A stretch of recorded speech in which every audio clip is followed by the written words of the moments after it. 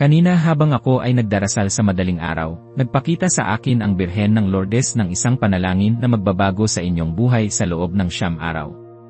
Ang nakita ko ay umuga sa aking kaluluwa. Ang panalangin na ito ay magdadala ng milagro sa inyong pamilya. Pero bago ko sabihin ang lahat, kailangan nating lubos na maunawaan ang kapangyarihan na hatid ng banal na Birhen sa bawat isa sa inyo. Mga minamahal kong kapatid sa pananampalataya, kayo na nanonood ngayon, may natatanggap akong bidans na ang panahong ito ay puno ng pagsubok para sa marami. Nakikita ko na kayo ay naghahanap ng pag-asa, ng ginhawa mula sa mga pasanin na bumabalot sa inyong puso. Ang Birhen ng Lourdes ay naghahanda ng isang napakagandang biyaya para sa inyo, para sa lahat ng nanonood. Hindi lang para sa ilan, kundi para sa bawat isa na bukas ang puso sa kanyang pagtawag. Ang Birhen ay nakikita kayong naghahanap ng tulong, at ang kanyang pagmamahal ay walang hanggan, walang pinipili. Ang banal na kasulatan ay nagsasabi sa Mateo 7:7, humingi kayo, at kayo'y bibigyan, humanap kayo, at kayo'y makakatagpo, kumatok kayo, at kayo'y pagbubuksan. Ito ay hindi lamang isang simpleng pangako, kundi isang banal na utos na may kasamang katiyakan. Ang Diyos, sa pamamagitan ng kanyang mahal na ina, ay naghihintay na kayo ay lumapit, na kayo ay manalangin. Nakikita ko sa aking paningin ang bawat isa sa inyo na nagpupunyagi sa iba't ibang aspeto ng buhay.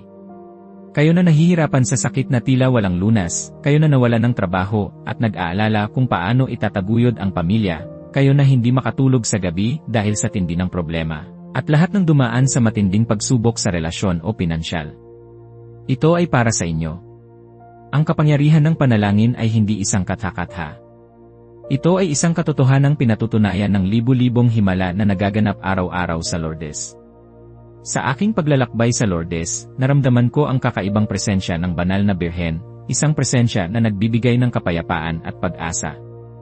Doon ay nalaman ko na ang bawat patak ng tubig sa Lourdes ay sumisimbolo sa paglilinis, pagpapagaling, at pagbabago. Ang mga himala ay nagpapatunay na ang pananampalataya ay may kakayahang ilipat ang mga bundok. At ngayon, ang pananampalatayang iyan ay ililipat ang bundok ng inyong mga problema.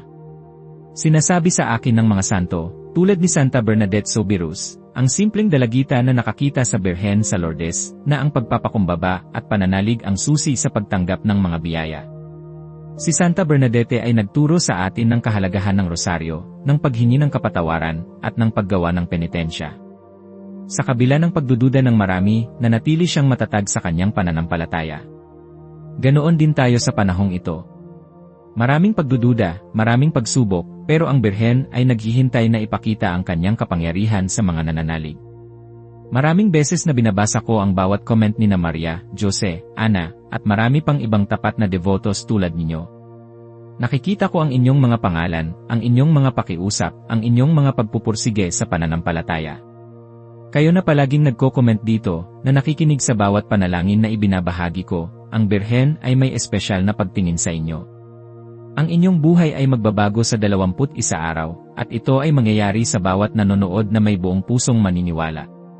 Paano natin maiugnay ang ating pananampalatayang Katoliko sa buhay natin sa modernong panahon? Ang mga hamon ngayon ay mas komplikado, ang krisis sa ekonomiya, ang sakit na lumalaganap, ang pagkawala ng pag-asa sa pamilya. Maraming tao ang nawawalan ng tiwala sa Diyos dahil sa tindi ng kanilang pinagdadaanan. Pero ang totoo, ang panalangin ay hindi isang simpleng tradisyon. Ito ay ang ating direktang koneksyon sa Diyos. Ang panalangin ang susi upang magkaroon tayo ng kapayapaan sa gitna ng kaguluhan. Ito ang ating sandata laban sa mga pagsubok.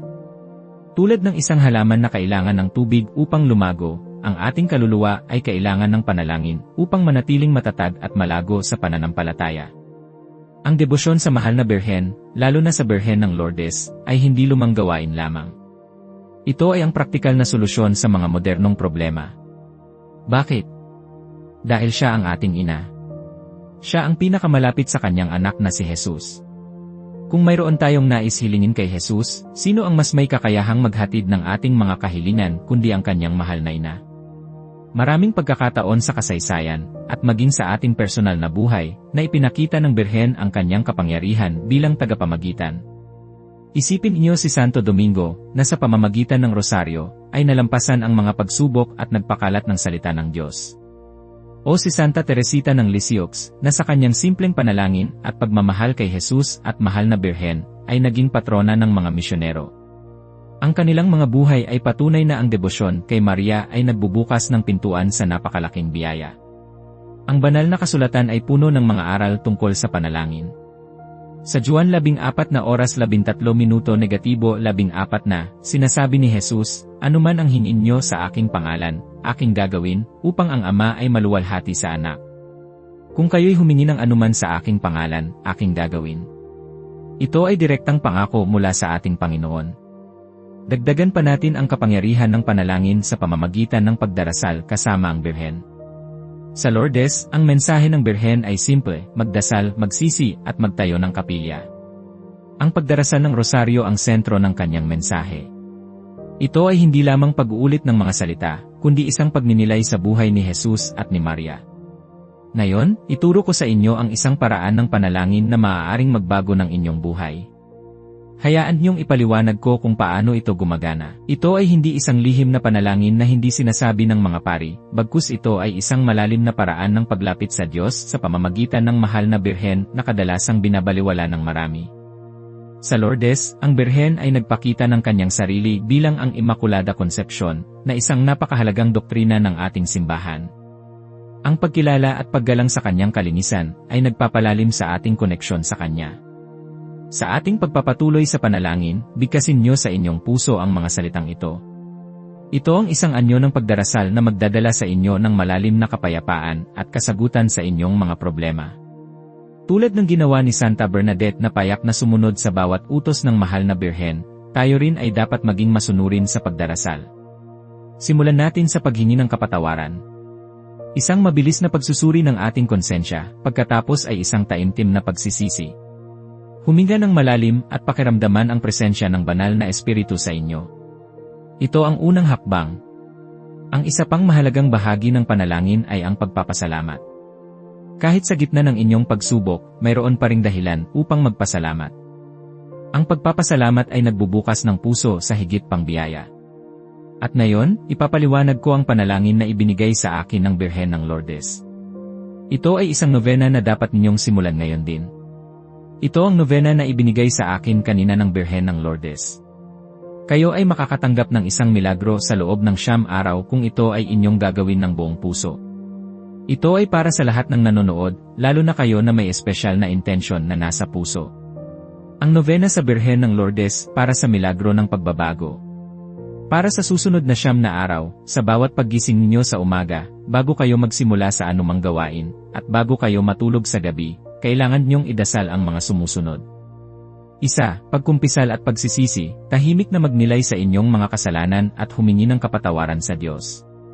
Sabihin sa inyong puso, "Panginoon kong Hesukristo, nagsisisi ako sa lahat ng aking kasalanan. Patawarin mo po ako. Tulungan mo po akong magbago." 2. Ang panalangin sa Birhen ng Lourdes, 3 beses.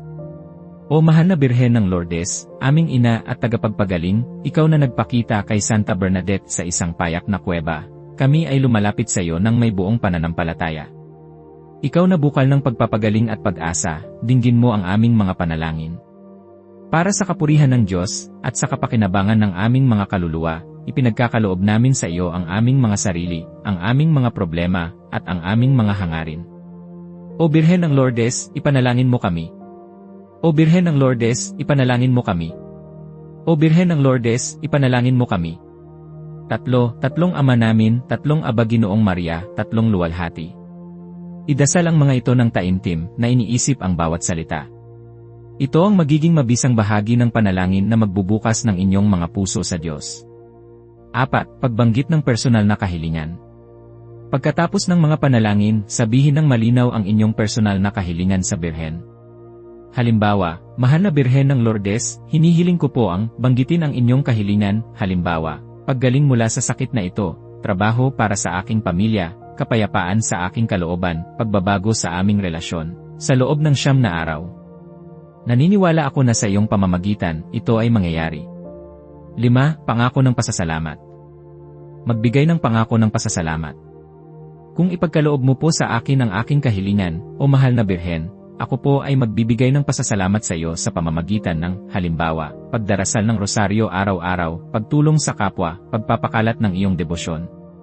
Gawin niyo ito ng may pagmamahal at pagtitiwala. Ang Birhen ay naghihintay. Kayo ay gagaling sa 7 araw, lahat ay makakatanggap ng biyaya sa 14 na araw, at ang inyong buhay ay magbabago sa 21 araw.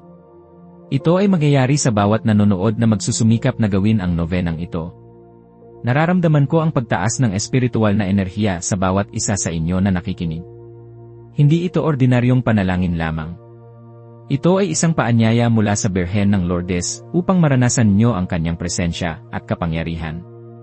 Huwag ninyong hayaang lumipas ang pagkakataong ito. Ang oras na ito ay sagrado at ang biyaya ay handa ng ibuhos sa inyo.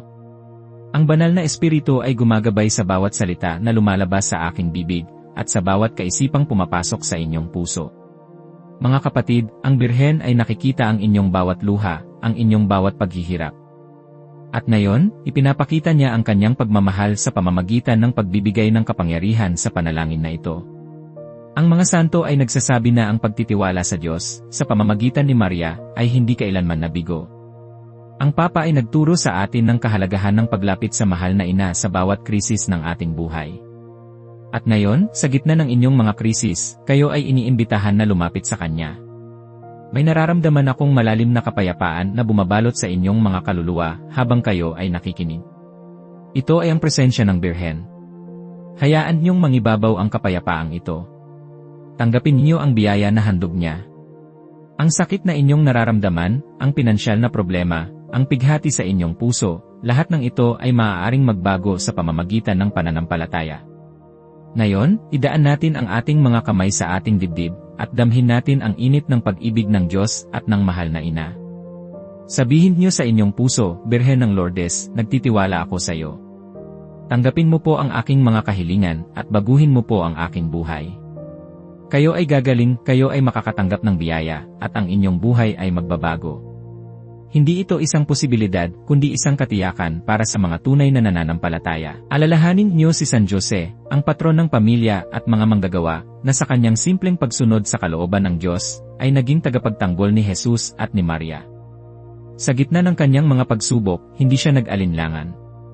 Siya ay nagdasal, nagtiwala, at kumilos ayon sa patnubay ng Diyos. Ganoon din tayo. Sa bawat problema sa trabaho o pamilya, lumapit tayo kay San Jose sa pamamagitan ng mahal na Birhen. Mahal kong mga kapatid, ang mga pangako na ibinigay ko sa inyo ngayon ay hindi mga salita lamang. Ito ay mga binhi ng pananampalataya na kapag inyong diniligan ng panalangin at pagtitiwala, ay mamumunga ng malalaking pagbabago sa inyong buhay.